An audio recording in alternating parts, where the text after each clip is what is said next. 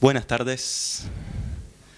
Estamos en nuestra cuarta y última jornada de las Jornadas Borges 2022. Esta es nuestra tercera mesa de diálogos en esto que hemos dado en llamar confabulaciones, escrituras plurales y lecturas colectivas.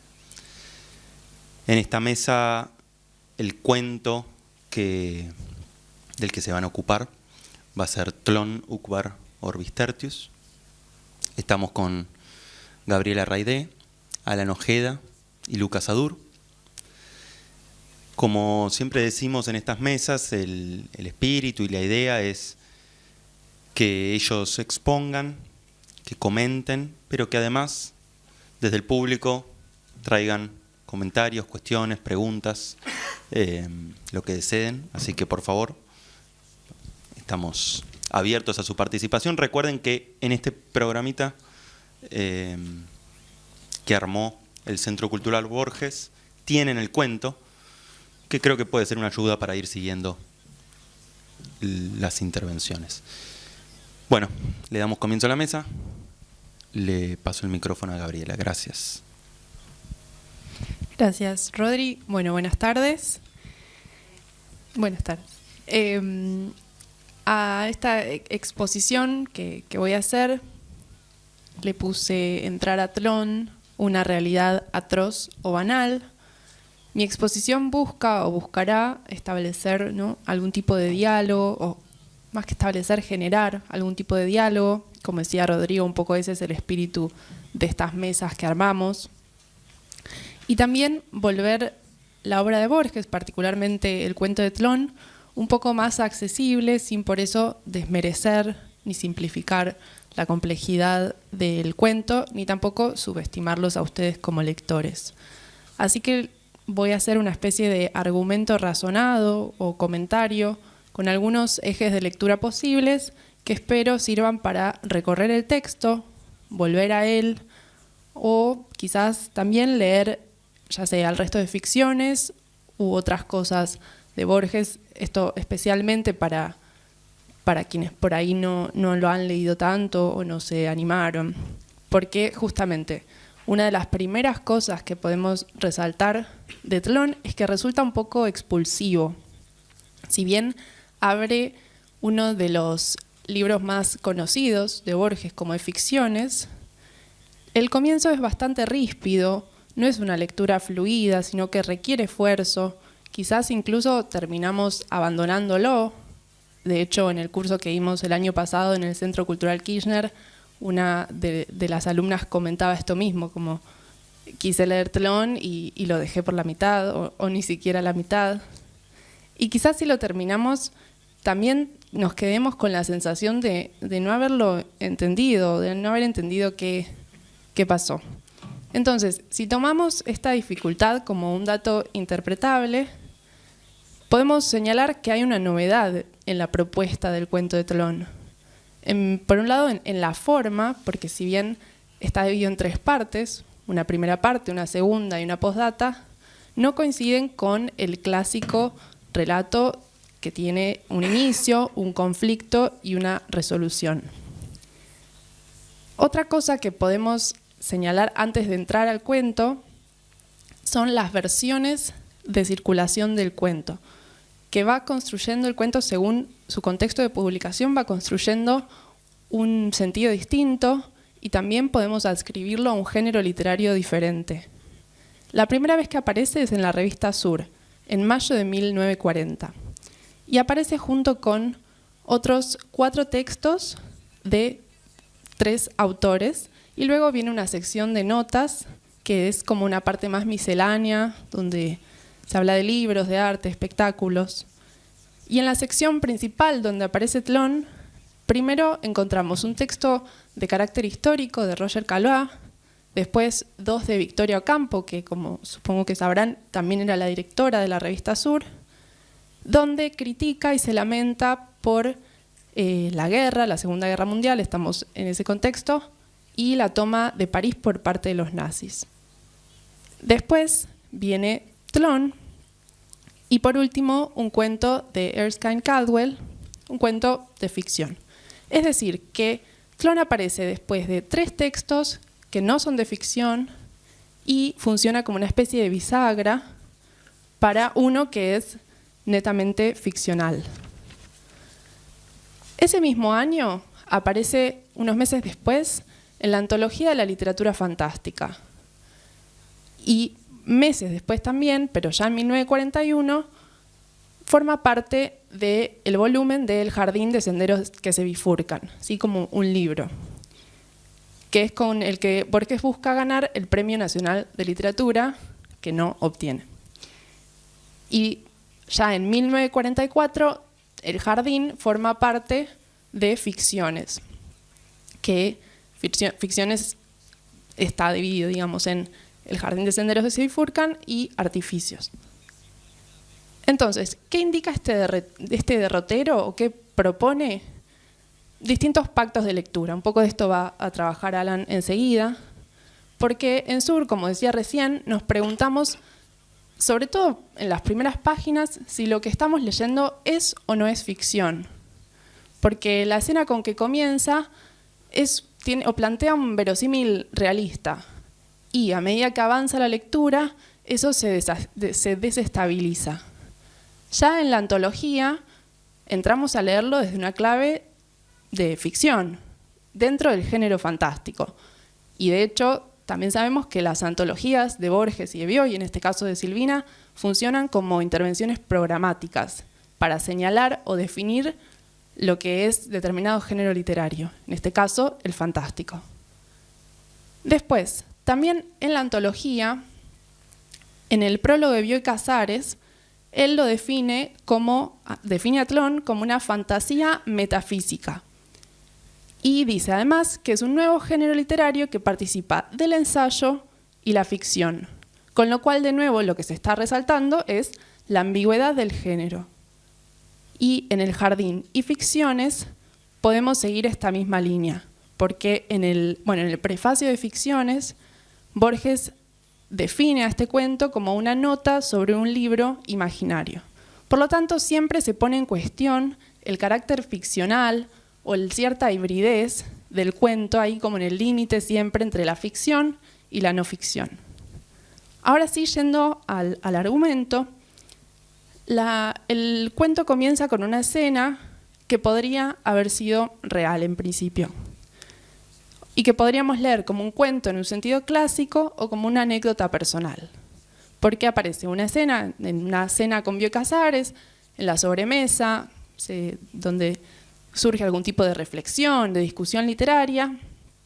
El narrador, que aunque no sea Borges abiertamente, podemos identificarlo con él como una autofiguración del Borges autor que se introduce en el texto como personaje de ficción a partir de elementos reconocibles en lo real, ¿sí? Ciertos intereses como las bibliotecas, la lectura, los libros, la enciclopedia, algunas amistades, también hay muchos amigos son mencionados, por ejemplo, Bioy, por ejemplo, Alfonso Reyes, Ursolar, entre otros.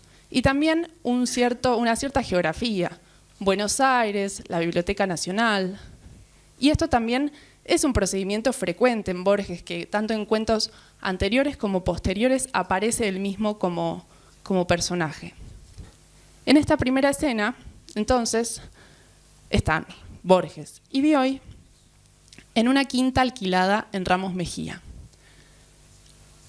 Hay un pasillo en cuyo fondo hay un espejo. Y esto le recuerda a Bioy una frase que le pertenece a un pensador de un país llamado Uqbar. La frase, quizás la conozcan, dice: los espejos y la cópula son abominables porque multiplican el número de hombres. En este punto, Uqbar es un país. Y Bioy dice haber leído esta frase en la Anglo-American Encyclopedia, que sería una edición pirática de la Enciclopedia Británica. Por fortuna, por casualidad, en la quinta hay volúmenes de la enciclopedia y sin embargo no lo encuentran. No encuentran la referencia a Uqbar. Ya en Buenos Aires, Bioy consulta su edición, leen y comentan la entrada de Uqbar, donde por cierto, figura que hay dos regiones en Uqbar, Tlön y Leinas. Intentan buscar más información, acuden a la Biblioteca Nacional, le preguntan a sus amigos, y sin embargo no logran hallar mayor información que esa. Entonces, en este punto ya podemos comentar un par de aspectos, un par de entradas que pueden servir para pensar el cuento, o justamente como entradas al cuento. Por un lado, el carácter parasitario de la literatura y del conocimiento que se empieza a plantear ya en esta primera parte, ya en este ingreso. Porque Uqbar, o mejor dicho, la versión de la enciclopedia donde está la entrada de Uqbar, es una versión apócrifa. Y a su vez, la Anglo American Encyclopedia se dice que es una versión pirática de la británica. Entonces se genera como algo así, como que la versión, el volumen en el que está la entrada de Uqbar es como la copia de la copia. Y por otra parte, también podemos destacar de este principio que la traducción aparece como elemento constitutivo de este y muchos otros cuentos en Borges. Porque la enciclopedia está en inglés, con lo cual lo que estamos leyendo no deja de ser una traducción que va haciendo el narrador. Y esto añade otra capa de opacidad. El narrador, de hecho, resalta que Bioy había recordado la siguiente frase, y la pone en inglés: "Copulation and mirrors are abominable". Mientras que la frase de la enciclopedia decía: "Mirrors and fatherhood are hateful". El narrador también señala que la frase de Bioy le gustaba más. Entonces, ¿qué pasa ahí en esta leve diferencia que en principio parecería ser la misma frase, pero que en definitiva no lo es? En la frase que le gusta al narrador, la frase de Bioy, se hace énfasis en la cópula, que es lo que aparece primero. La frase de la enciclopedia, el énfasis está en espejos, en mirrors. También la cópula en la de Bioy aparece en el lugar de la paternidad, y un poco Lucas va a abordar este tema. Y otra diferencia son las palabras, los adjetivos, abominable y hateful. Según el diccionario de Oxford, el primero sería aquello que causa repugnancia o disgusto moral o físico, y hateful es aquello que genera un sentimiento de odio. Y si bien, por lo menos ahora, no voy a ahondar en una hipótesis respecto de esto que me pareció, cuando me lo puse a pensar, me pareció que podía quizás seguir ahondando. No es acá donde lo voy a hacer, pero sí me interesa por lo menos plantear que lo que en principio parece como semejante o igual, termina no siéndolo. Es decir, lo semejante aparece levemente desfasado. Y lo otro que también podemos comentar sobre esta primera parte es que aparece como una investigación de un enigma libresco, como algo a descifrar. Hay un secreto. Y en este sentido me parece que tenemos en general una idea uniforme de lo que es un secreto, pero la realidad es que no todos los secretos son iguales en su forma. Y en Tlön, de hecho, hay un secreto que cambia de estatus o de carácter. Hay una distinción que se hacía en la antigüedad, porque para las sociedades clásicas existían los arcana imperii y el secretum. Los arcana imperii son algo así como una retirada del campo del conocimiento. Hay algo que está por fuera de nuestro conocimiento, es decir, algo que no sabemos, que no sabemos. Y el secretum se acerca más a la idea corriente que todos tenemos por secreto. Es un sistema de inclusión y de exclusión, y si bien no conocemos el secreto, sabemos que no lo conocemos. Entonces, el proyecto de Tlön y de Uqbar y Orbis Tertius traza el arco en esta primera parte que va de los arcana, digamos, del desconocimiento absoluto, y pasa a ser un secretum. Y hay un intento por develar este secreto. Ya en la segunda parte encontramos un salto. Hay un salto y se comienza evocando la figura de Herbert Ashe, que es un ingeniero inglés, amigo del padre, que vacaciona junto con la familia del narrador en un hotel en Adrogué, y que es afecto a la matemática. Justamente por esto, el personaje Ash comenta un encargo que le hizo un noruego desde Río Grande do Sul. Eso que parecería tan anecdótico, después resulta en que una vez que Ash muere, en el año 1937, en realidad unos meses más tarde, el narrador encuentra un libro que le había sido enviado desde Brasil, que resulta ser nada menos que el tomo 11 de la Enciclopedia de Tlön, a la que se describe como un libro de bolsillo, de tapas de cuero, en inglés, de 1001 páginas. Y entonces acá Tlön, que antes era una región de Uqbar, ya es un planeta que forma parte del proyecto Orbis Tertius. Y este encuentro con el tomo aparece como un episodio como muy exaltado, muy emocionante, y se lo compara con La Noche de las Noches. Recordemos, ¿no? Dice que tiene 1001 páginas, entonces aparece ahí una referencia que se repite también a lo largo de la obra de Borges, que es la referencia a las 1001 noches y al mundo islámico.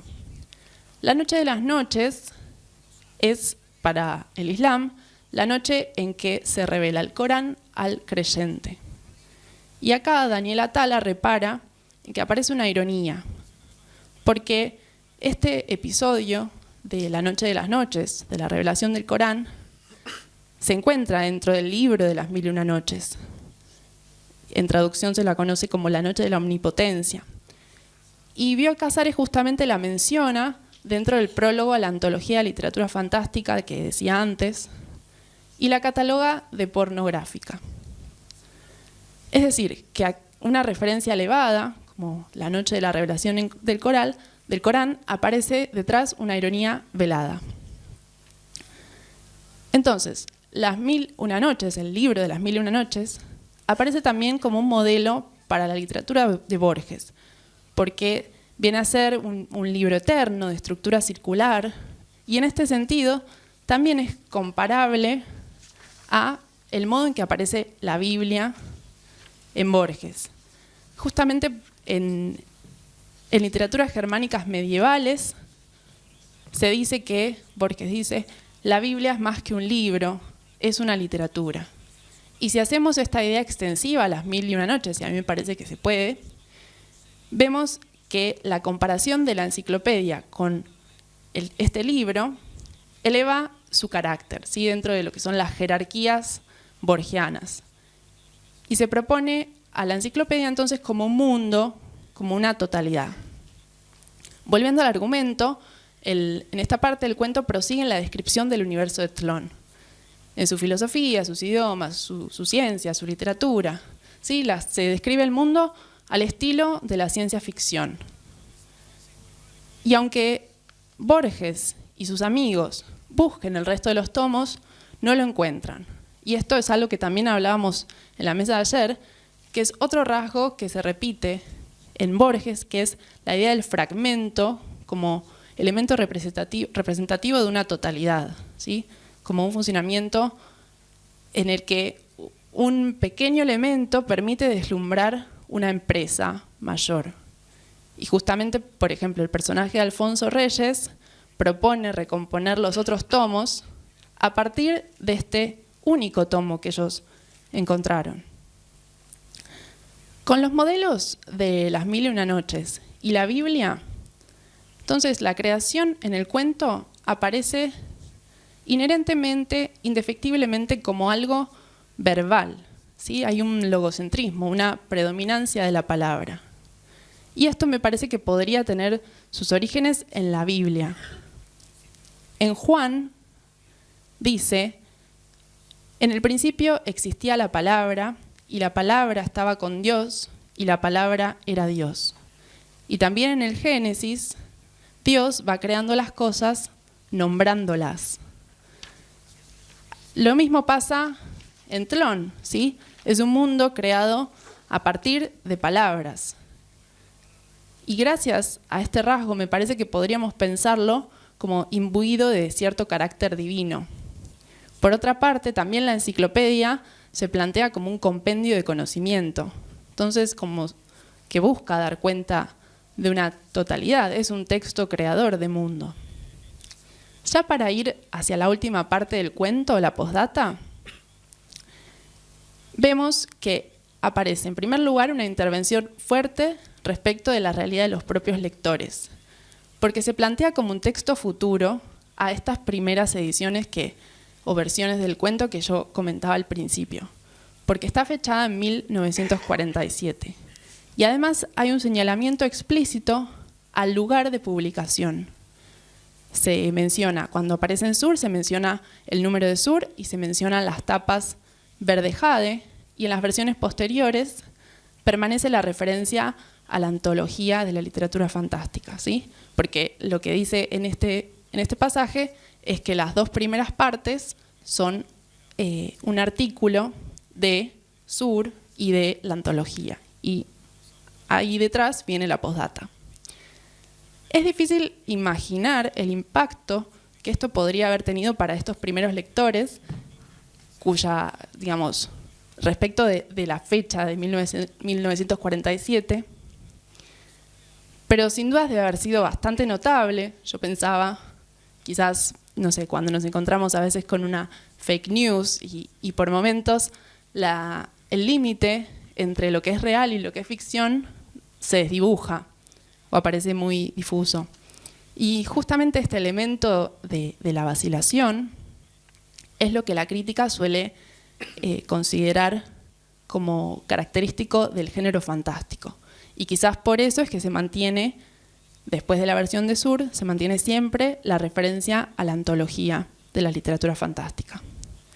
En cuanto al argumento de esta última parte, la carta a se encuentra una carta a Herbert Ash de parte de Gunnar Erfjord, un noruego, el noruego que le habría hecho el encargo, donde se revela todo el plan de los tlonistas, es decir, se devela el secreto. Se dice que hay una sociedad secreta, o que surge en una sociedad secreta del siglo XVII en Europa, que se propone crear un país. Y que después, unos siglos más tarde, en el XIX, uno de los afiliados de esta sociedad, Ezra Buckley, propone crear un planeta. ¿Por qué? Porque es estadounidense, entonces ahí aparece también una suerte de chascarrillo respecto de que en Estados Unidos crear un país es una empresa demasiado modesta, como dice el texto. Y también el texto dice que Buckley descree de Dios, pero quiere demostrarle al Dios no existente que los hombres mortales pueden concebir un mundo. Y la vía de creación de este mundo, volviendo a lo que decía recién, igual que hace Dios, es la palabra. Y Buckley entonces intenta refutar a Dios, pero de alguna manera termina imitándolo, porque esta creación, Tlön, el planeta, acaba siendo un nuevo ídolo y suplanta la realidad conocida. Desde ahí es que se enuncia esta postdata, desde el momento en que Tlön acaba desintegrando el mundo. De esta manera también el cuento se monta en la tradición de relatos en los que el hombre busca ser igual a Dios y esto no termina teniendo el mejor resultado.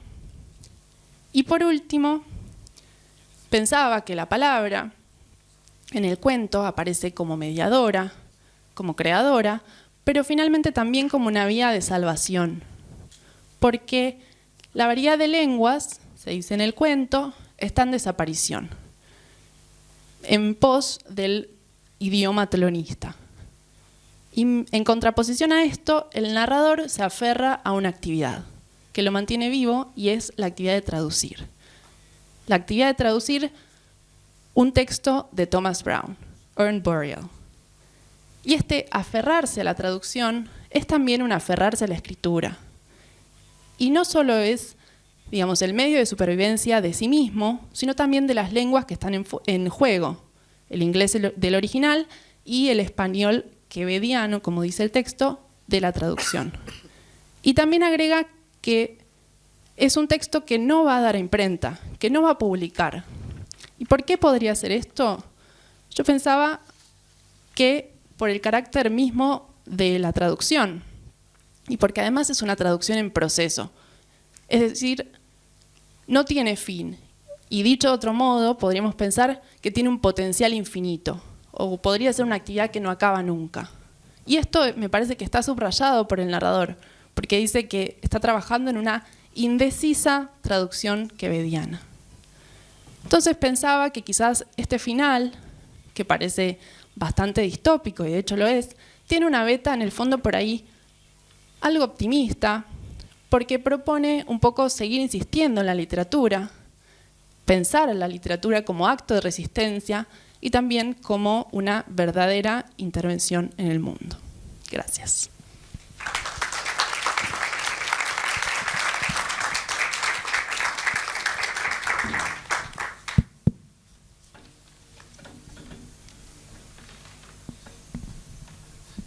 Lo bueno de venir primero es que ahora Gaby me salvó mucha información que yo solo tengo que señalarla a ella. Bueno, lo mío va un poco alrededor de algo que estuvimos hablando bastante en casi todas las mesas, o hubo, por lo menos mencionado en casi todas las mesas, el problema del pacto de lectura. Apareció bastante recurrente y de forma no premeditada, creo. La paranoia, por otro lado, que estaban hablando en la otra mesa también, es decir, cómo entramos en una especie de estado paranoico leyendo a Borges. Y hasta cierto punto una de las cosas que hay que pensar también es cómo se construyen esas condiciones, digamos, cómo las condiciones para la paranoia del texto están dadas e infundidas por el mismo Borges continuamente. Entonces se me ocurrió pensar algo que quizás más que un texto estrictamente pensado para analizar el cuento es pensar de qué manera acciona Tlön dentro del género fantástico. Por eso es más, digamos, una cuestión un poco más general.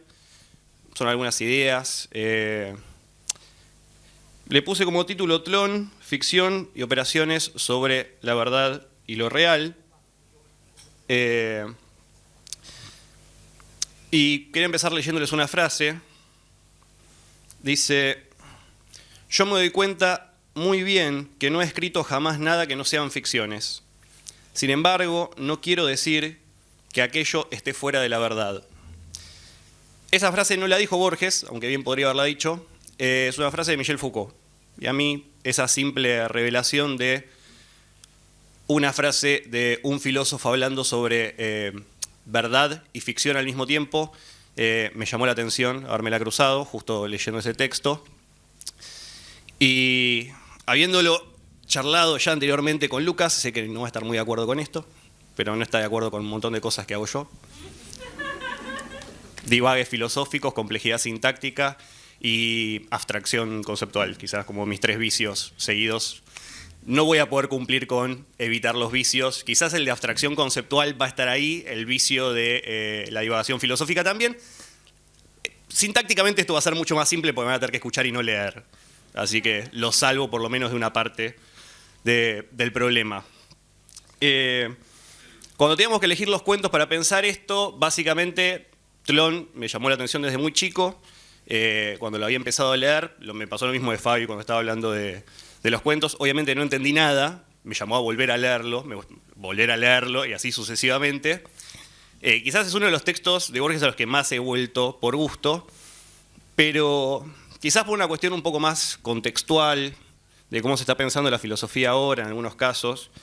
Hay algunos autores como Fabián Ludueña Romandini, que si pueden, búsquenlo, tiene un texto sobre Lovecraft, para pensar la filosofía está muy bueno, para pensar cómo se producen también estos cruces. Siempre me llamó la atención de cómo una construcción verbal puede llegar a funcionar como una red que básicamente envuelve al mundo y lo hace inteligible de una manera distinta, digamos, casi como que ese trabajo es las teorías, las grandes teorías en general. Y en el caso de Tlön, la contaminación de esos dos mundos me parecía como un elemento interesante para pensarlo, sobre todo cómo funciona ese texto dentro del género, pero también con lo que estaba hablando Gaby, es cómo se fue posicionando ese texto en distintos lugares y cómo eso también altera la forma en la que lo percibimos y también la forma en la que nosotros podemos empezar a pensar el género hacia esta parte, digamos. Es decir, que el fantástico fue cambiando y podemos pensarlo de otra manera, o quizás podemos intuir que hay otras bases sobre las cuales construir fantástico. Entonces, en una primera instancia, creo que, después de, si estuvieron en las charlas anteriores, más o menos podemos llegar a un acuerdo sobre lo que es un pacto de lectura. Es decir, está relativamente implícito, pero con una serie de elementos, a veces formales, puede ser, no sé, una introducción, a veces puede ser ¿cómo decirlo?, el soporte, si estamos leyendo una revista científica o no. Es decir, hay un montón de cuestiones que nos anuncian a nosotros cómo tenemos que leer un texto.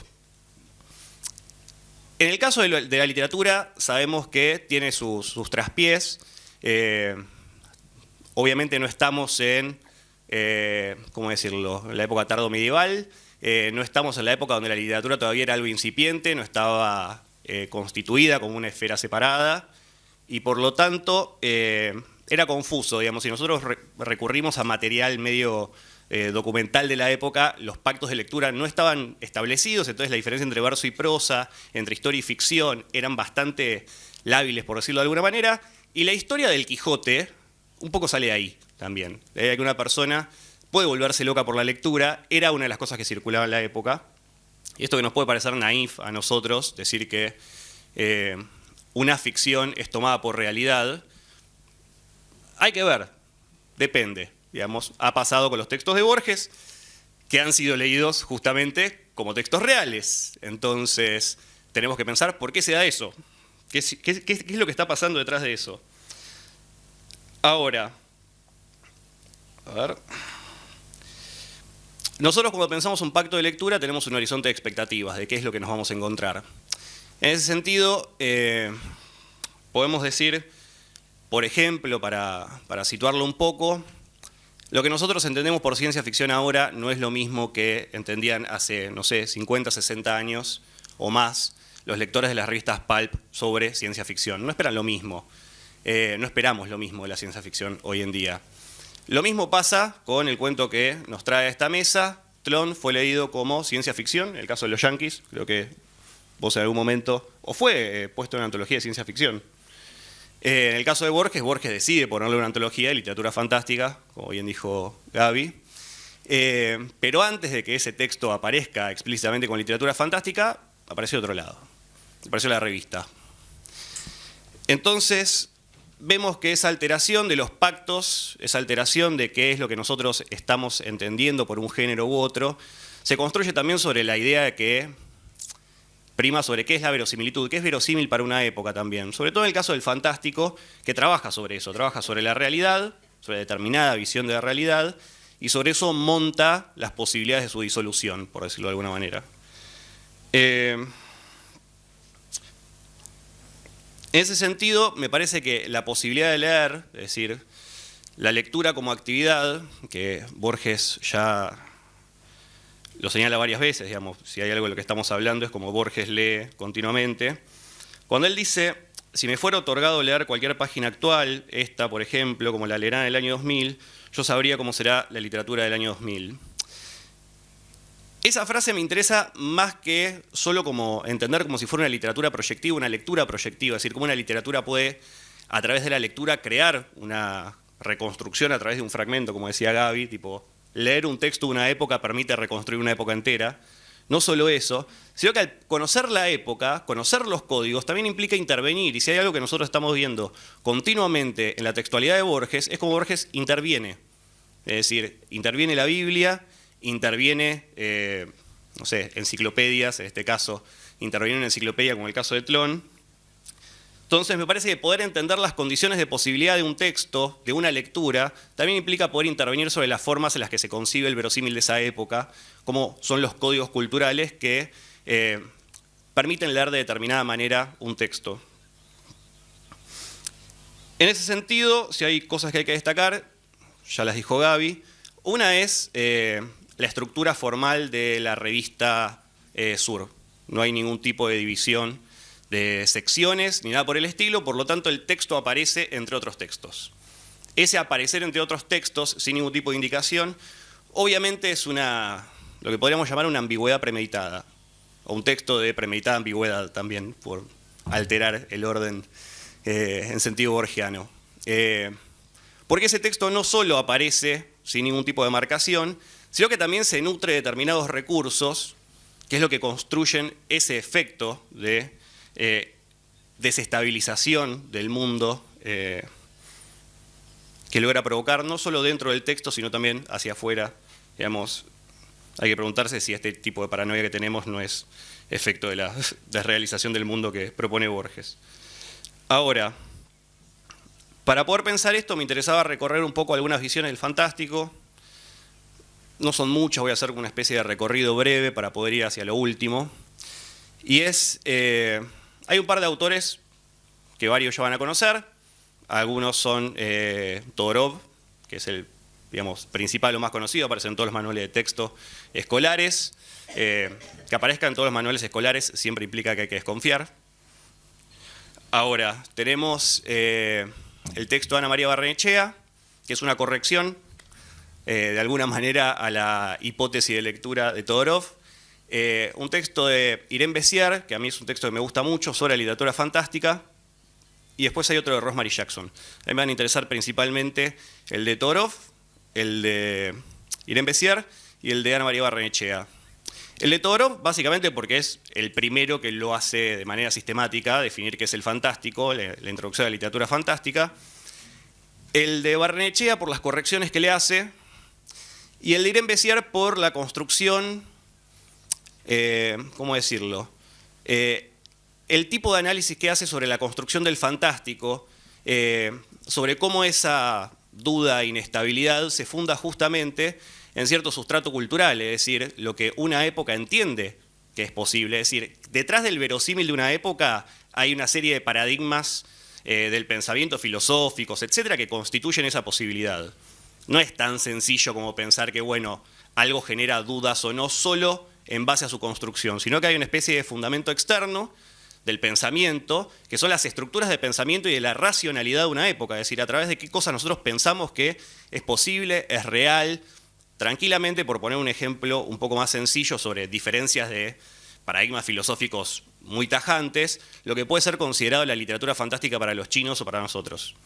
Es decir, las apariciones sorprendentes de dragones en medio de una mesa y que los personajes se vean totalmente inalterados. Es decir, la participación de lo sobrenatural en la realidad dentro de la literatura china es continua, es decir, no son mundos separados, por lo tanto las categorías de literatura fantástica y maravillosa, como las pensamos nosotros, no funcionan igual. Ahora, en este sentido voy a hacer ahora un pequeño recorrido, sobre todo me voy a detener en lo que dice Barrenechea e Irene Bessier. Barrenechea básicamente señala algo en su texto que se llama Ensayo de una tipología de la literatura fantástica, a propósito de la literatura hispanoamericana. Hay algo que le llama la atención a Ana María Barrenechea y es que la tipología de literatura fantástica de Todorov deja a mucha gente afuera, muchos autores afuera. Entre esos autores, obviamente, Borges. Entonces, lo que va a tratar de hacer es rectificar una teoría tratando de corregir determinadas categorías que pone Todorov y que justamente lo que estarían dejando es gran parte de la literatura hispanoamericana contemporánea fuera de la categoría fantástico. Entre eso, digamos, voy a seleccionar un par de cosas que me interesan. O sea, no voy a ir al grueso, o sea, al fino del texto, voy a ir a un elemento un poco más grueso, pero que me sirve para llegar a la conclusión, es decir, un uso totalmente pragmático. O sea, después pueden detestarme por haber hecho esto. Dos objeciones que hay sobre el fantástico es que queda justamente muy acotado en tiempo y espacio. Podemos decir que entre el siglo XVIII y siglo XIX es el boom de la literatura fantástica y después, para varias personas, entre ellas Todorov, empezaría a decaer el género. ¿Por qué? Entre una de las posibilidades es el avance de la ciencia y la psicología. Es decir, son esas dos grandes máquinas de producción, de interpretaciones de la realidad, lo que por un lado estaría despejando todo un ámbito del misterio de la vida a través de la ciencia y por el otro lado un montón de tabúes que la psicología hace visible. Entonces, de alguna manera, los elementos primarios con los que trabaja la literatura fantástica estarían desapareciendo. Barrenechea dice, no, vamos a seguir teniendo miedo a la muerte, por ende es posible que a partir de ahí sigan saliendo mitos que alimenten la literatura fantástica por nuestro terror, de alguna manera, inconsciente. Y por otro lado, otra de las cosas que marca, que me parece quizás ahí sí la más fina o la más interesante para pensar esta relación entre verdad y ficción, es que Todorov dice que hay una especie de contradicción inherente de la literatura fantástica, y es que, a ver si lo tengo acá para leer, dice: el segundo punto, sobre la aparente incongruencia del género, de buscar su fundamentación en el exterior del texto, pero con rasgos que son externos a lo literario, de basarla en la oposición normal-anormal que es propia del mundo exterior y no de la literatura. Es decir, para Todorov hay un proceso literario, o sea, la literaturidad, lo estrictamente literario, el hacer con palabras, no requiere de un referente externo del cual anclarse. La literatura fantástica sí, tiene una parte de un proceso formal, de la construcción propia de ese espacio liminar, pero al mismo tiempo requiere de una fundamentación que es externa, lo que es normal o anormal para una época, básicamente. Es decir, hay un fundamento externo a una experiencia externa de lectura. El primero, ya les dije, para Barrenechea es un pseudo problema, no existe, o sea, no hay algo así como la razón nos va a salvar a todos y vamos a dejar de tener misterios. Y para el segundo, me parece que hay una respuesta muy linda, y es que ella dice, en relación a lo de la literaturidad y los límites del fantástico en su construcción, es decir, mientras más literario sea algo, menos fantástico va a ser en una época, básicamente porque va a dejar de buscar una relación con su referente para buscar una relación consigo misma, la literatura. Y entonces en ese sentido Barrenechea cita el ejemplo de la muerte del cisne, y ella dice: sin embargo, habría que pensar que como el canto del cisne, que alcanza cimas excelsas antes de morir, la literatura fantástica ha alcanzado ejemplos extremos en esta época de la literaturidad pura. Tranquilamente podríamos decir que uno de esos cisnes, o el cisne en ese sentido, es Tlön, que es literatura hecha de literatura, literatura al cuadrado. Cargada de citas apócrifas, de referencias bibliográficas, es decir, un texto que trabaja continuamente no tanto sobre la referencia real del mundo, sino sobre la materia textual de la que está hecha. Es decir, y esto, de nuevo, puede ser cuestionable, voy a tratar de avanzar para que lo sea menos en algún futuro. Por otro lado, ahora pasamos a Irene Bessière, me parece que ahí está el otro punto fuerte, que apoya esto de alguna manera.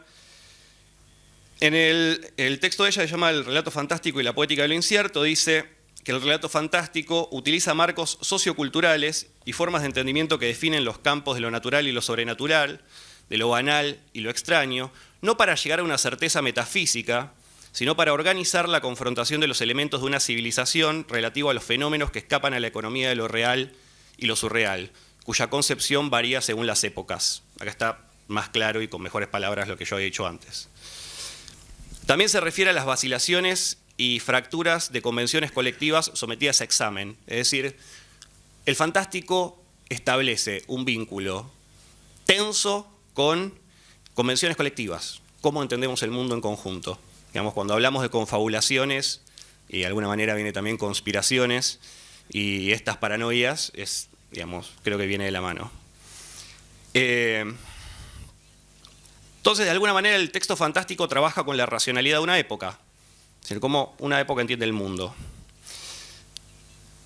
A fines del siglo XIX, para citar a otro filósofo y para hacer un vaivén con otras personas que trataron un poco esto, un alemán bastante beligerante dice: en un rincón perdido de este universo, cuyo destello se extiende a innumerables sistemas solares, hubo una vez un astro en el que animales inteligentes inventaron el conocimiento. Fue el instante de mayor mentira y de la suprema arrogancia de la historia universal. Es una frase de Nietzsche sobre la verdad y la mentira en el sentido extramoral. En ese sentido, Nietzsche siempre va a hacer hincapié en la, ¿cómo decirlo?, la base estética verbal de cualquier creación. Es decir, casi que la fundación de cualquier tipo de realidad es literaria, más que otra cosa.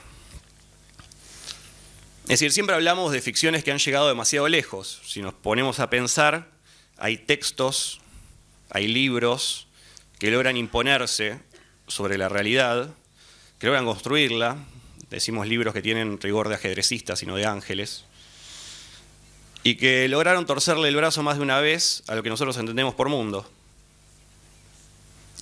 Ahora, esos libros pueden ser libros sagrados, pueden ser grandes tesis metafísicas, o pueden ser textos o artículos de premeditada ambigüedad. Ahora, tenemos que ir, ¿qué tiene que ver todo esto con Tlön? Tenemos que volver. Espero que me hayan podido seguir. Como señalamos anteriormente, Tlön aparece marcado dentro del género fantástico. Entonces había que pensar, ¿por qué este texto es fantástico? ¿O qué entendemos por fantástico cuando leemos este texto? ¿O sobre qué tipo de racionalidad opera? Porque si nosotros nos ponemos a leer textos del siglo XIX, posiblemente digamos, no sé si me genera algún tipo de inestabilidad, algún tipo de duda, por usar, digamos, las categorías de forma más grosera, leer este texto. Sin embargo, bueno, comprendemos cómo funciona el texto, entendemos su mecanismo y seguimos adelante. Ahora, los textos de Borges inevitablemente producen esto, es decir, hay una estabilidad en el mundo real producida por una especie de intervención textual sobre el mundo, sobre las bases sobre las que se construye ese mundo. Entonces tenemos que pensar sobre qué sustratos trabaja, y a mí me parece que hay que marcar en ese sentido la experiencia de lectura. Borges habla de un libro imaginario en el prólogo, dice que básicamente Tlön es una producción sobre un libro imaginario. Me parece es importante pensar, aparece más de una vez, referencias bibliográficas cruzadas dentro de los textos que pertenecen a libros que no existen. De hecho, uno de los libros, Historia General de los Laberintos, de un autor apócrifo, tiene 5 estrellas en Goodreads, así que tiene una buena reseña aunque no existe. Creo que una de las mejores cosas es la intervención del fandom sobre los textos de Borges, llevándolos a la nueva dimensión que es la ficción en la red. Pero reproduciendo la idea de las referencias bibliográficas. Con Acercamiento al Motacín pasó eso también. Básicamente ese texto fue leído no como una ficción, sino casi como una reseña, comentario real. Y de hecho, una cosa que comentaron los chicos en la mesa pasada, y creo que se comentó varias veces, ese texto aparece en un libro de ensayos. Es decir, sale del marco del ensayo y sin embargo, o sea, no está pensado sobre una reflexión, sobre un texto real, sobre una idea filosófica, sino sobre un texto creado. Es decir, el pacto de lectura que se establece en ese contexto, totalmente distinto al de una ficción, en el sentido tradicional.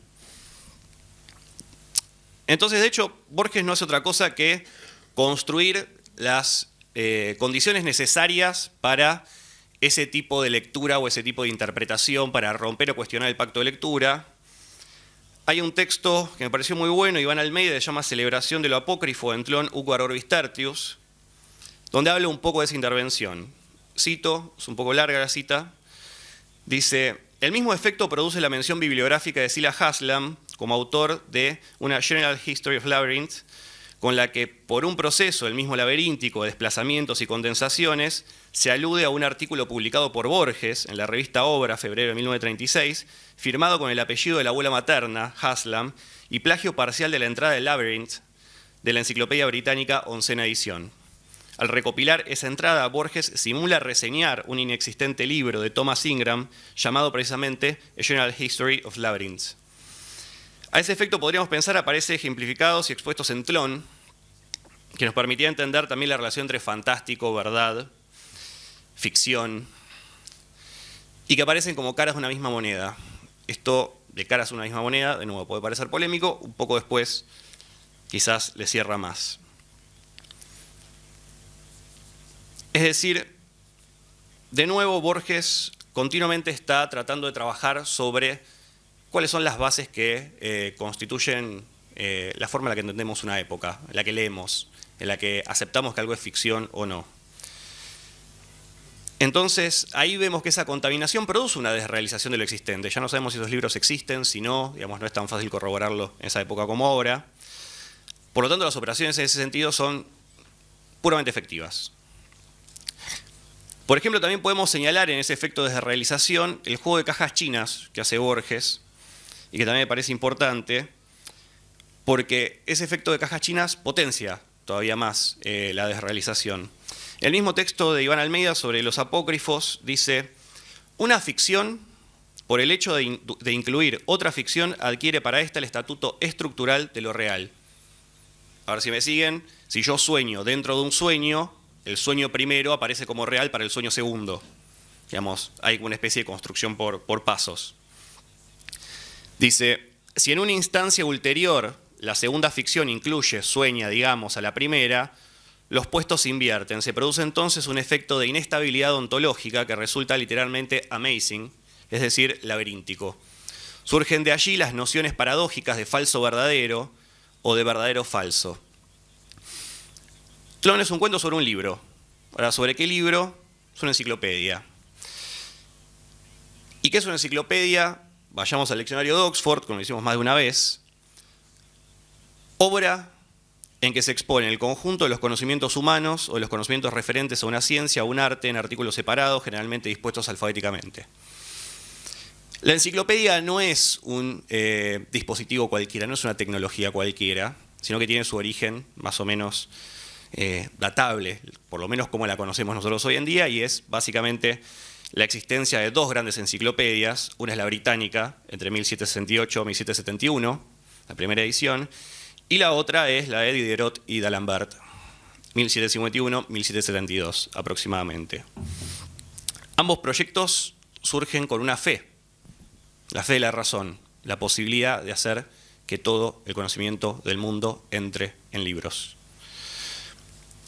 La posibilidad del ser humano de clasificar, organizar y volver explícito y hacer visible todo el conocimiento del mundo. Una forma de fe, un acto de fe. En ese sentido, nada de esto es ajeno a la relación con la lectura, con el libro, con lo impreso. De hecho, en el texto de Kant, que es la ilustración, para poder ser un ilustrado hay que poder leer un libro, si no, no se va a alcanzar a eso.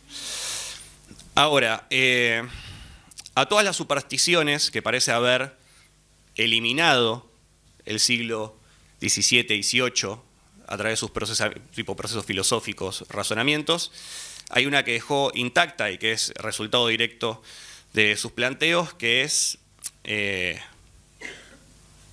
la fe de que un libro puede captar el mundo, o la totalidad de él. Ahora vamos un poco al cuento y ya vamos a estar cerrando el razonamiento. El cuento empieza con debo a la conjunción de un espejo y una enciclopedia el descubrimiento de Ukvar. Así comienza el cuento. Bioy recuerda una referencia enciclopédica, la que aparece, la frase de un heresiarca, todo esto que contó Gaby anteriormente. Y a partir de la no confirmación de la aparición de esa cita en el tomo que tienen, se dispara una investigación, una especie de gran detective de libros, que hay que buscar por todos lados dónde sale esa cita. Ahora, lo que más me interesa es que la forma de detectar dónde está pasando eso, es decir, cómo acceder a la verificación, es simplemente verificar otros libros.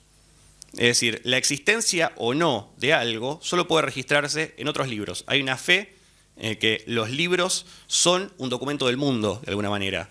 Es decir, lo que existe ahí es la posibilidad, o sea, existen posiblemente, es decir, uno abre la enciclopedia y está a disposición de uno la aparición de determinada realidad. Es decir, uno posee solo aquello que puede percibir dentro de la enciclopedia, pero lo puede tener todo. De hecho, cuando sigue buscando, el personaje, presuntamente Borges, revisa índices cartográficos. Y lo que le sorprende es que los índices cartográficos muy exactos ignoren la región. De nuevo, vamos a recurrir a la documentación del mundo, al mapa como si fuera el mundo. Ya en estas páginas encontramos la relación entre lo real y las fuentes. Es decir, cómo las fuentes nos empiezan a guiar sobre si algo es real o no. Es decir, salvo por el tono de un fragmento destacado por Bioy, dice que las páginas correspondientes a la enciclopedia que después se encuentran, que tiene la cita, la cita no, tiene la entrada, dice que las páginas correspondientes a Ukvar son verosímiles y con un estilo ajustado al tono general de la obra, es decir, la enciclopedia. Hay algo que ya habíamos hablado antes, creo en la primera charla con Rosato y Álvarez, el tema de la experiencia de Borges en la biblioteca y cómo la forma en la que él articula las citas bibliográficas dentro del cuento corresponden un poco a su práctica como bibliotecario, quizás. Esa idea de referir a los textos de determinada manera, ese tono enciclopédico, no es solo de la lectura, también de una práctica de archivo, pareciera. Es decir, lo que le interesa es que el tono de ese texto se ajuste con el de la enciclopedia. Entre la bibliografía que aparece en la entrada, Borges encuentra History of the Land Called Uqbar, de Silas Haslam, autor apócrifo, como lo señalamos anteriormente. También responsable de una historia general de los laberintos. A partir de ahí comienza la aventura bibliográfica, la búsqueda de los tomos, hasta que llega al 11º tomo, eso que ha dicho Gaby antes también, de que Alfonso Reyes le propone reconstruir todo a partir de un solo tomo. La idea de producir en ese sentido también es interesante, es decir, que se pueda producir un mundo a través de una enciclopedia. Entre los increíbles detalles de la cultura de Tlön, más adelante, cuando encuentre el libro que habla específicamente de Tlön, lo que le va a interesar, o lo que a mí me interesa particularmente es esta frase, y ahora a partir de esto voy a estar cerrando la idea, es la idea de que los metafísicos de Tlön no buscan la verdad, ni siquiera la verosimilitud, buscan el asombro, juzgan que la metafísica es una rama de la literatura fantástica. Gaby acaba de decir recientemente, creo que fantasía metafísica, cuando estabas exponiendo. Bioy dice, fantasía metafísica. Uno puede pensar, entender literalmente la idea de la metafísica como literatura fantástica, de nuevo, puede ser engañoso.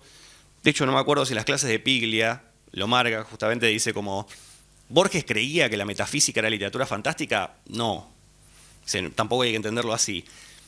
Pero yo ahí quiero darle un giro, lo que me interesa es quizás cómo podemos plegar la relación entre fantástico y literatura, y cómo se llama, literatura fantástica y metafísica, sin excluirlas, sin tomarlos a chiste, y que tiene que ver con lo que yo exponía anteriormente sobre cómo se construye el fantástico y el pacto de lectura. Es decir, la metafísica, si lo definimos de una manera rudimentaria, se carga de estudiar la naturaleza, la estructura, componentes, principios fundamentales de la realidad. Es decir, todo básicamente, lo que se vuelve inteligible, cuáles son las categorías con las cuales entendemos el mundo. Y esa idea de principios fundamentales de la realidad y literatura fantástica, por lo menos por lo que había leído Irene Bessier, a mí me parecen cercanas. O sea, cualquier cosa menos azarosa. Si como señalamos anteriormente, la literatura fantástica utiliza las estructuras a través de las cuales nosotros pensamos el mundo, podemos pensar justamente las bases metafísicas que ya han sido de alguna manera naturalizadas, los marcos socioculturales con los cuales entendemos y experimentamos el mundo y entendemos cómo funcionan las cosas, qué es racional y qué no, qué es real y qué no, qué es posible y qué no. Podemos arriesgar de alguna manera que la literatura fantástica y la metafísica son dos caras de una misma moneda. Es decir, la metafísica busca realizar mundos, pensar mundos concretos, de manera muy precisa, de nuevo con rigor de ajedrecistas, no de ángeles.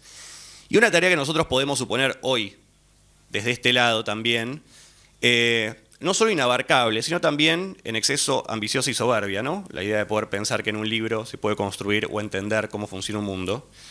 Y creo que Borges continuamente está operando sobre eso, y que para pensar cuál es la razón por la cual la literatura fantástica aparece en Tlön, o por qué Tlön es parte de la literatura fantástica, es justamente porque está jugando con todas unas bases del pensamiento propio de una época, con toda la metafísica. Es decir, la metafísica no es literatura fantástica, sino que es la contracara de la literatura fantástica. Mientras la metafísica trata de realizar y concretar mundos y darle forma, el fantástico lo que va a hacer es justamente jugar de manera precisa con las bases textuales con las cuales se juega eso, se construye eso. Entonces, me interesaba pensar que más que Tlön, Uqbar Orbis Tertius, no es tanto un cuento sobre un libro imaginario, sino sobre cómo la imaginación de un libro planeado de manera precisa y sobre las bases de nuestra racionalidad puede ir desrealizando o desarmando el mundo. Concluyo ahí.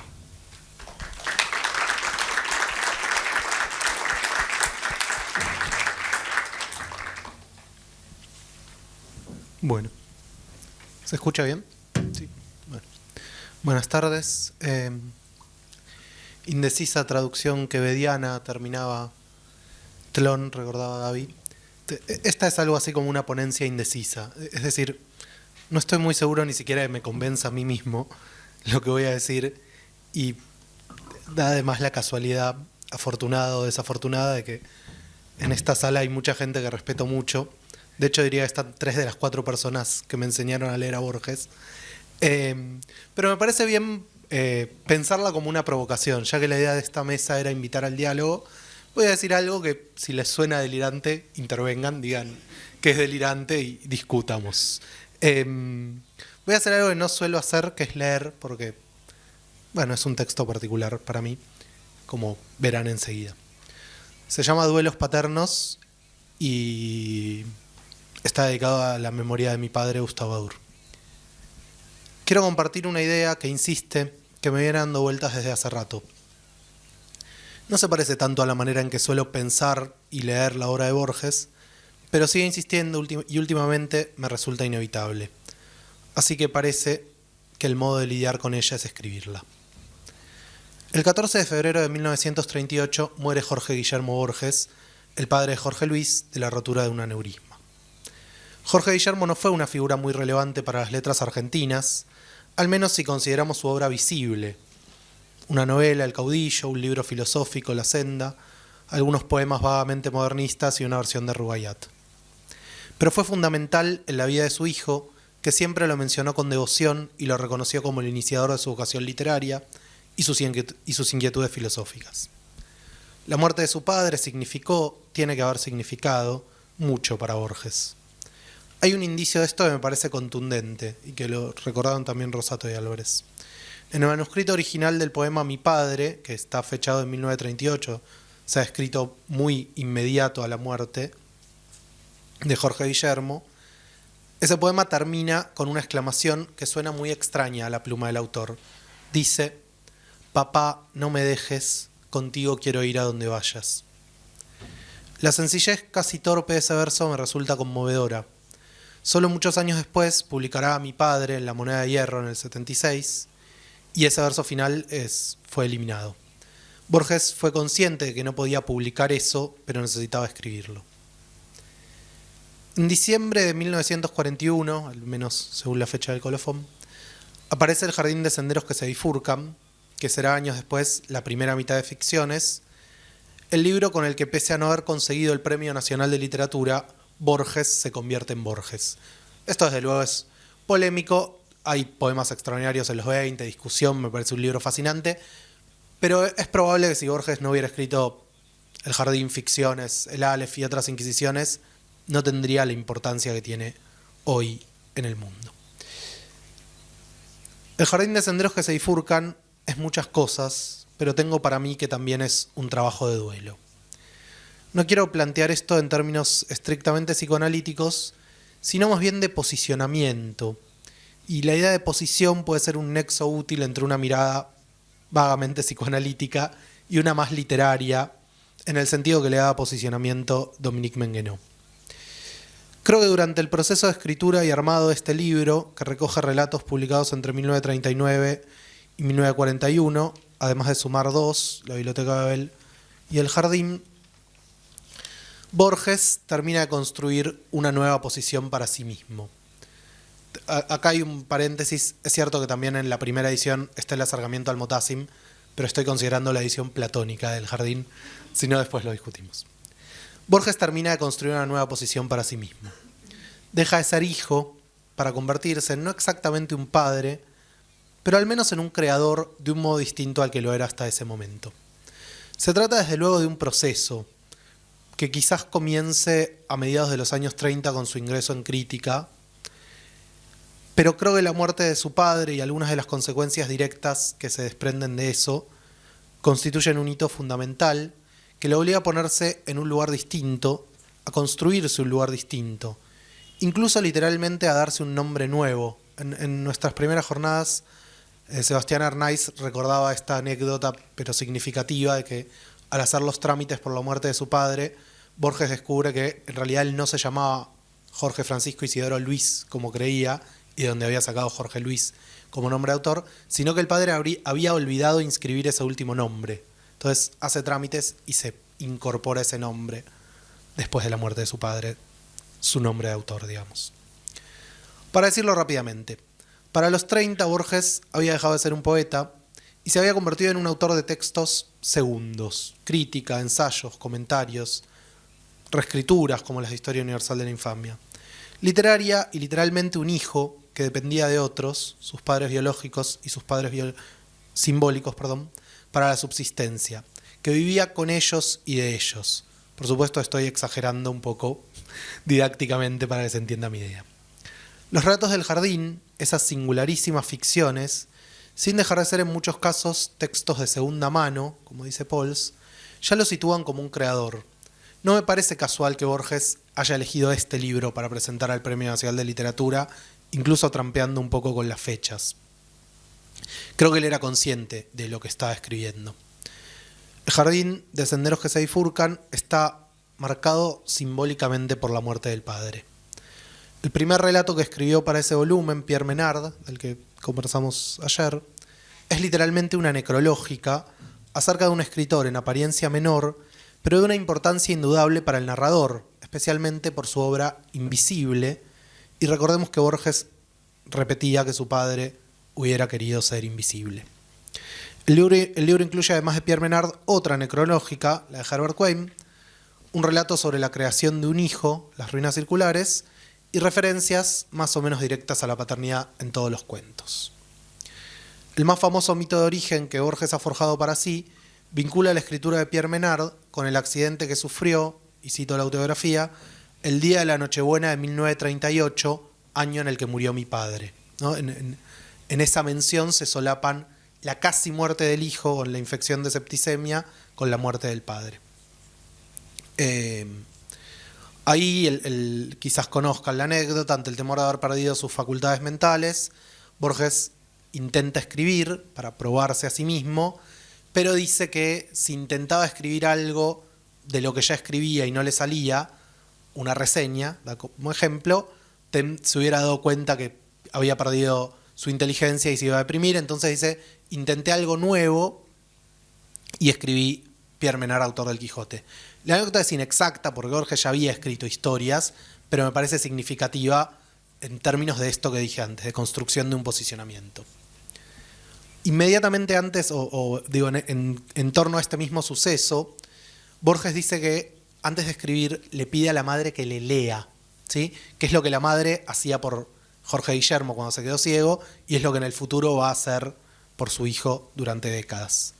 Leonor le lee Out of the Silent Planet de Lewis, ahí tenemos la ciencia ficción, y muchos críticos vinculan este libro de ciencia ficción sobre la aparición de un nuevo, o la descripción de un nuevo mundo, con Tlön, un relato donde se afirma que la paternidad es abominable y se indagan otras posibilidades de creación. Los espejos y la paternidad son abominables. La cuestión de la paternidad aparece en Tlön desde el principio.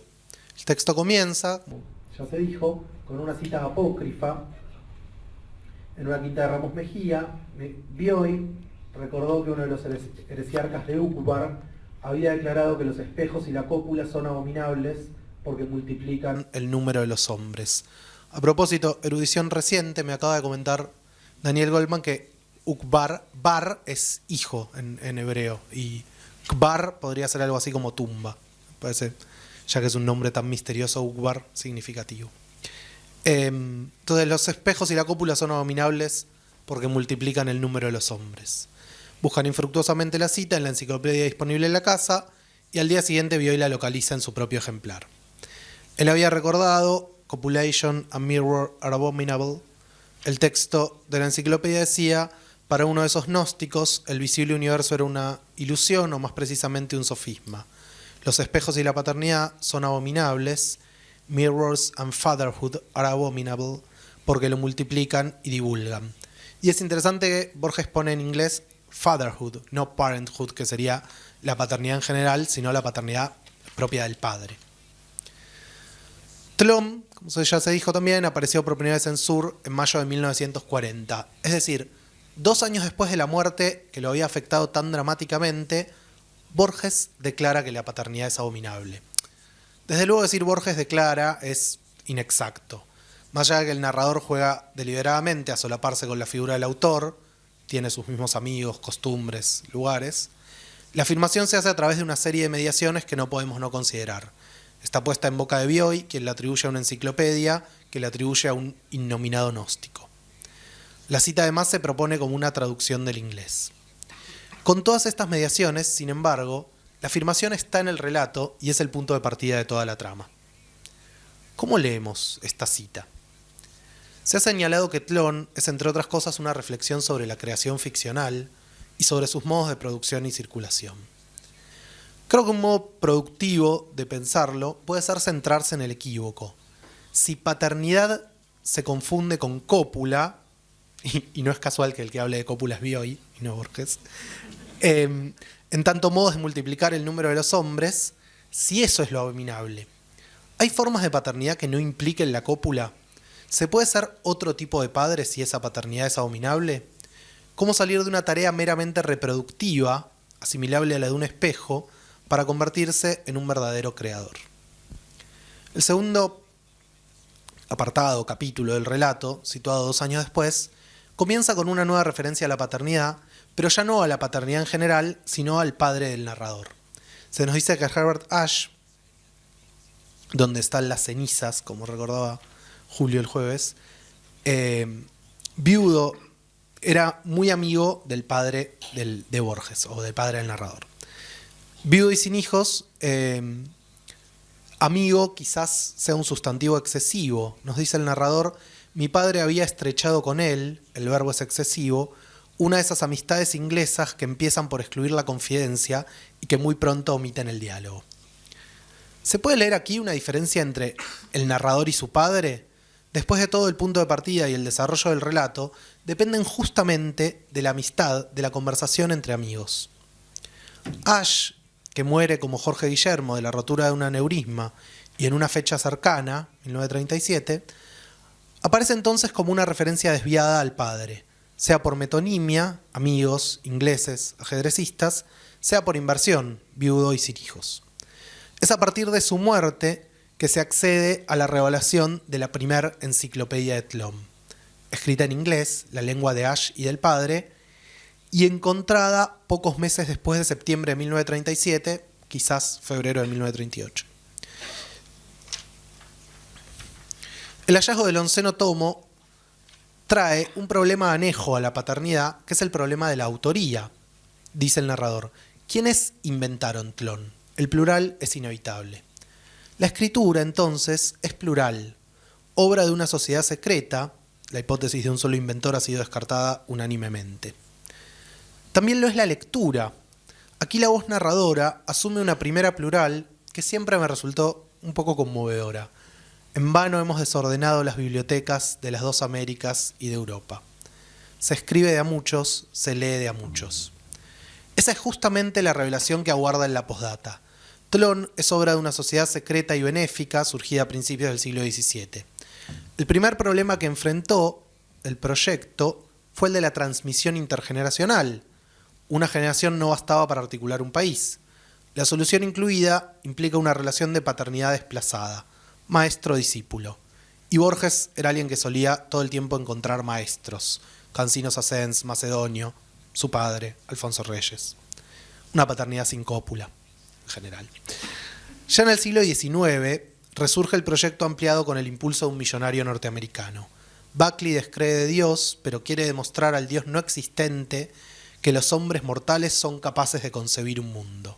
Fíjense, concebir, ¿no? Una palabra vinculada a la cópula también, a la paternidad. Buckley muere, pero la obra sigue adelante. En 1914, los 300 colaboradores reciben el volumen final de la primera enciclopedia de Tlön, la obra más vasta que han acometido los hombres, y podemos señalar que no hay mujeres en Tlön. Una obra colectiva, ni doctrinal ni paródica, una creación sin cópula que no multiplica el número de los hombres, sino que imagina, estructura y escribe mundos ficcionales que irrumpen o se entrometen en el real. Duelo por y contra el padre. Propongo entonces que Tlön pueden pensarse en dos sentidos como duelo paterno. Un duelo por el padre, muerto aludida por la fecha y por la figura de Herbert Ash, que obliga al hijo a reconfigurar su posición. Pero también duelo contra el padre, con mayúsculas, contra el creador por excelencia. El novelista, según Vargas Llosa, es un deicida, en tanto busca crear un mundo ficcional que compita con, y en un punto prescinda de, la creación divina. En las ya citadas palabras de Buckley, demostrar al Dios no existente que los hombres mortales son capaces de concebir un mundo. Y propongo que los dos duelos se resuelven en este texto apelando a un recurso semejante. Si Dios ha muerto, dice Deleuze, todos somos huérfanos y ha llegado la hora de la fraternidad. El narrador se refiere a los creadores de Tlön justamente como una fraternidad perseguida. Buckley, para desafiar a Dios, para demostrar su inexistencia, podríamos decir, para afirmar la muerte del padre, apela a lo colectivo. Buckley como fundador de la comunidad organizada. Deja su herencia, el derecho de los hijos, a la sociedad secreta que logra llegar a cabo su cometido. Un laberinto urdido por los hombres, un planeta ordenado por leyes humanas, no divinas. Tlön no es solo una creación colectiva, sino también un laberinto destinado a que lo descifren los hombres. De nuevo el plural. En efecto, el relato del desciframiento de Tlön involucra otro tipo de fraternidad, capaz, ya lo dije, de desordenar las bibliotecas de las dos Américas y Europa. Bioy Casares, Mastronardi, Martínez Estrada, Drieu de la Rochelle, Néstor Ibarra, Jules Solar, Alfonso Reyes, todos amigos más o menos cercanos de Borges. Contra la idea de un único autor, un Dios Padre, el relato propone una confabulación de autores, creación y lectura colectiva. Contra la orfandad, fraternidad, los hermanos sean unidos, amistad, la pasión argentina, según Borges, que no excluye el discipulado, solo la cópula. No se trata, entiéndase bien, de una cuestión meramente personal, como si el escritor superara el duelo con una pequeña ayuda de sus amigos. Se trata de la construcción de un posicionamiento literario vinculado a la creación de lo que Menguenó denomina un embrague paratópico, un dispositivo que funciona entre el adentro y el afuera del texto. Tlön contribuye a delinear un lugar de enunciación vinculado a lo colectivo. Este grupo, que es parte de la obra y de su contexto a la vez, condición de posibilidad de la enunciación, le permite a Borges descentrar la idea de autoría y, en otro sentido, postular continuidades entre lectura y escritura. Es ese magma de diálogos, de polémicas, de citas, atribuciones erróneas, búsquedas bibliográficas, en definitiva, de conversación literaria, en el que la obra de Borges convoca e instaura como una escenografía para su producción y circulación.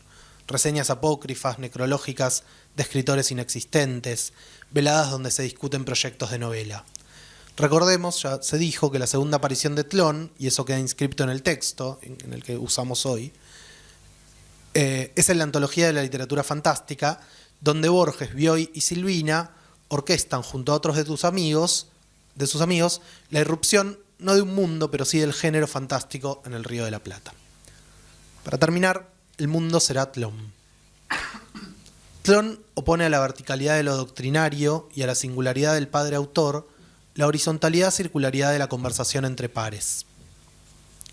A un modelo de procreación a través de la cópula, una forma de paternidad categorizada como abominable, parece contraponerse otra forma de creación, secreta, benéfica, fraternal, capaz de engendrar ideas, lenguajes y objetos que pueden transformar la realidad e irrumpir en el mundo, como el hijo de las ruinas circulares. Borges, que había rebasado los 40 años como Hladik, ha comprendido que, cito el Milagro Secreto, fuera de algunas amistades y de muchas costumbres, el problemático ejercicio de la literatura constituía su vida. Se trata, según dice, de algo que ya sabía antes de escribir una sola línea, que su destino sería literario. Pero el jardín, creo, es un hito fundamental en el proceso de renovar esta apuesta, donde podemos situar también, como dije, la experiencia de crítica e historia universal de la infamia, la muerte del padre, el accidente, su trabajo como bibliotecario, la consolidación de su grupito en Sur, los proyectos con Bioy y Silvina. Con Tlön, el que va a elegir para la antología de literatura fantástica y para abrir el jardín, Borges escribe su cuento más ambicioso hasta ese momento. Una suerte de suma de sus temas, procedimientos y obsesiones. Las lenguas imaginarias, la metafísica, las atribuciones erróneas, las enciclopedias, los espejos, lo apócrifo, las referencias desestabilizadoras al contexto. En esta ambición, la de Buckley, la del narrador, puede leerse algún matiz de Isida. Se trata de igualar o superar al creador, al padre, forjar un mundo que compita con el real. Borges, y ya no sé si hablo del sujeto, el narrador, la figura autoral o de todo eso que llamamos Borges, parece rechazar una forma de paternidad, o resignarse a no alcanzarla, estaban verdes las uvas, rechazar una forma de paternidad, de cópula, de procreación, para abrazar otra.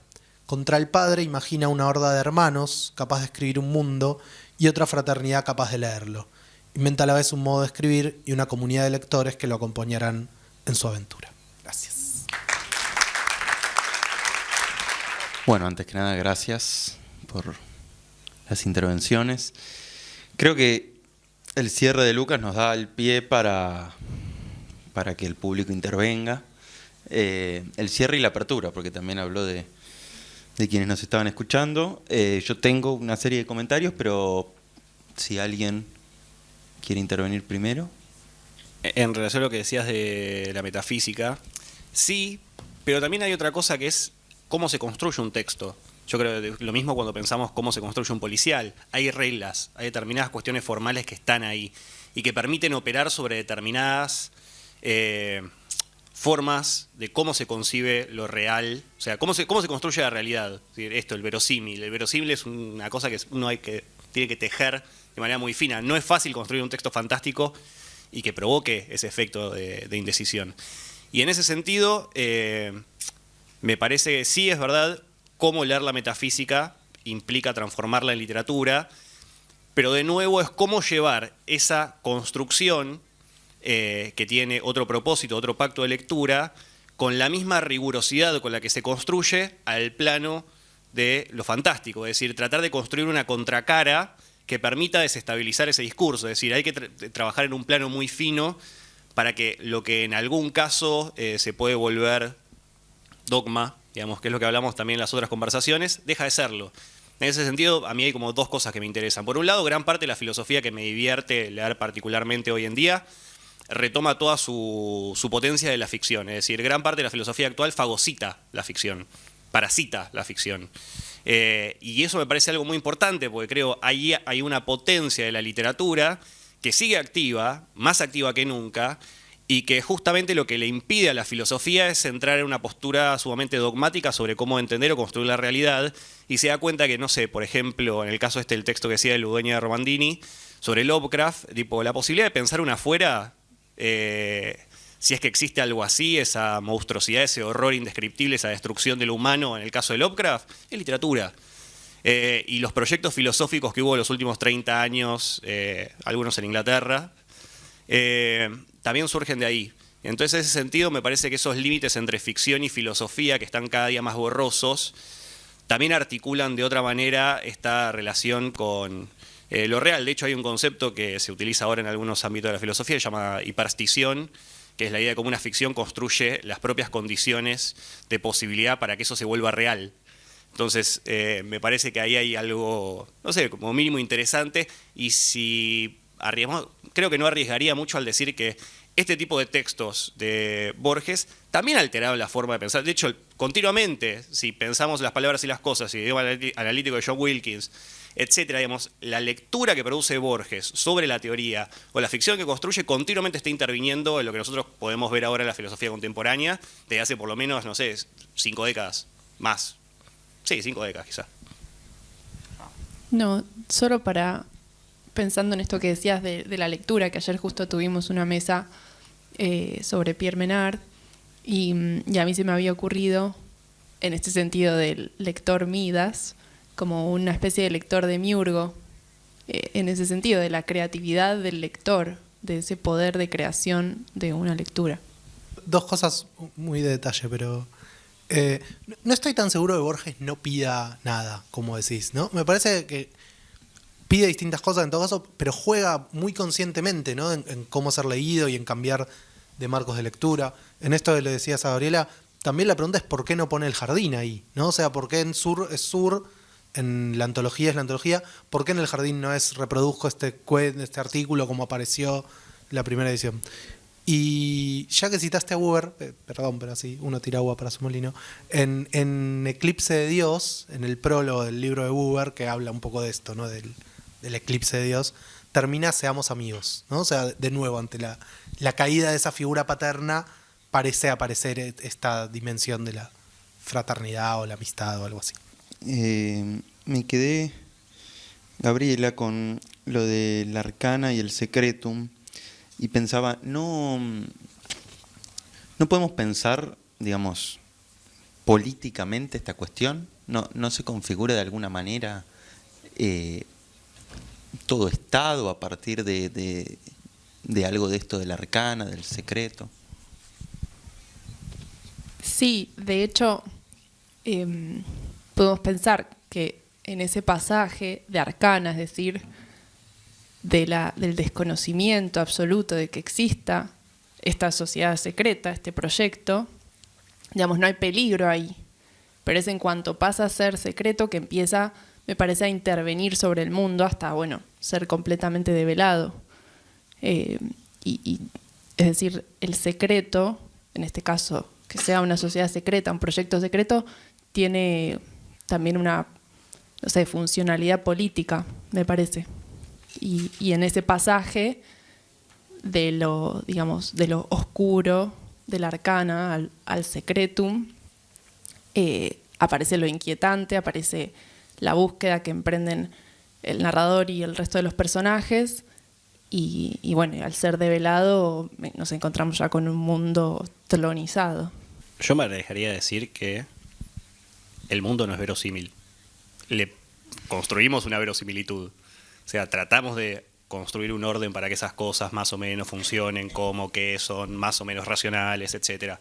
Entonces, partiendo de esa base, digamos, lo que decías vos es interesante, es decir, cómo una persona puede ir torciendo poco a poco la verosimilitud hasta el punto del que algo parezca totalmente escollante y sin embargo siga funcionando. Pero a mí básicamente lo que me interesa es eso, es decir, como de alguna manera intuir esa irrealidad detrás de cualquier otro tipo de construcción más o menos dogmática o en excesivo sistemática. O sea, a mí siempre me pareció una locura que una persona tipo caiga a Kant y diga, che, así funciona el mundo, y te da un libro de 700 páginas. Digo, es como no... Siempre me pareció sumamente inverosímil que alguien pueda llegar a pensar eso y sin embargo funcione y que no solo eso, sino que haya gente que lo estudia como verdaderas categorías mediante las cuales nosotros entendemos el mundo y digamos, ahí se va construyendo toda una serie, un andamiaje que no es distinto de esto de tipo, confiar simplemente el Génesis y listo. Creo, de hecho, es un poco más interesante a veces que otra cosa, la parte literaria por lo menos. Bueno, está buena el vínculo. Yo diría con respecto a ya que Alan lo anticipó, citando a Sader no comparto, ¿no? A veces las posiciones tan así como extremadamente ficcionalistas de Sader. Yo creo que la verdad existe, o algo parecido al mundo real, no sé. Sí, después que podamos acceder a él o no es otra cosa. Pero me parece interesante esto de la conspiración, ¿no? Que obviamente está en... Bueno, es un poco el leitmotiv de las jornadas que quisimos proponer. No hay conspiraciones de una sola persona, ¿no? En general las conspiraciones me parece que tienen este funcionamiento de ser creaciones colectivas y lecturas colectivas, ¿no? O sea, como en los dos polos hay un plural. Y está buena la oposición entre la enciclopedia como algo ordenado y desordenar bibliotecas, ¿no? Yo pensaba también que la biblioteca de ilimitados libros ingleses del padre, ¿no? Que es lo que el padre le franquea el acceso a literatura con esa biblioteca y capaz estos amigos lo ayudan a desordenarla un poco, ¿no? Capaz estoy forzando las cosas, pero bueno, funciona un poco. Yo tengo una más. Me quedaba, bueno, Lucas hablaba de de la presentación de Alan, que decía una construcción verbal que como una red envuelve lo real y lo vuelve inteligible. Creo que llegué a tomar apunte. Me interesa, algo comentaba Gaby, que piensan qué lugar ocupa el traductor al final en todo eso, ¿no? Digamos, porque tenemos esa red, Gaby hablaba de una resistencia, porque si envuelve lo real, ¿qué lugar ocupa el traductor? ¿Qué diferenciaría la escritura esa de Tlön que envuelve lo real de la del traductor? Bueno, algo adelantaba Gaby con la resistencia, pero... Sí, no sé si tengo más para agregar a eso, salvo que una traducción es inscribir una lectura, y como decía también en el final, el hecho de que sea una traducción indecisa o una traducción en proceso, las dos cosas, digamos, va creando en todo caso distintas inteligibilidades a medida que se va haciendo, y no es algo totalitario como se propone la enciclopedia. Lo pensaría así.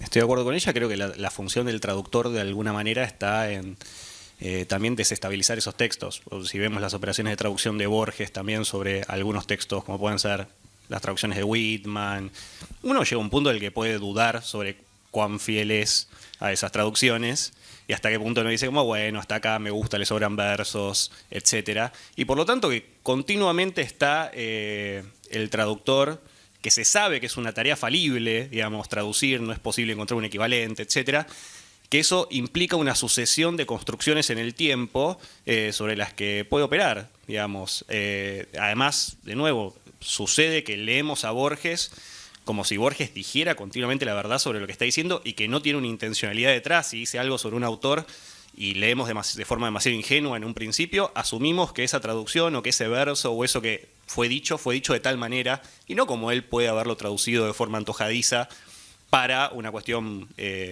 pragmática. Es la construcción de su ficción, la construcción de sus propias, incluso de su propia biografía, digamos. Él se está traduciendo a sí mismo para distintas funciones. ¿Sí? No, porque me había quedado pensando también frente a estas escrituras colectivas y lecturas colectivas, el lugar del traductor también, ¿no? Bueno. No, sí, está bien, algo habíamos comentado en alguna reunión. Traducir también es escribir con alguien, ¿no? Y además es la traducción de Brown, pero es una traducción quevediana, ¿no? Como si Borges para escribir siempre necesitara amontonar gente. No se puede escribir solo.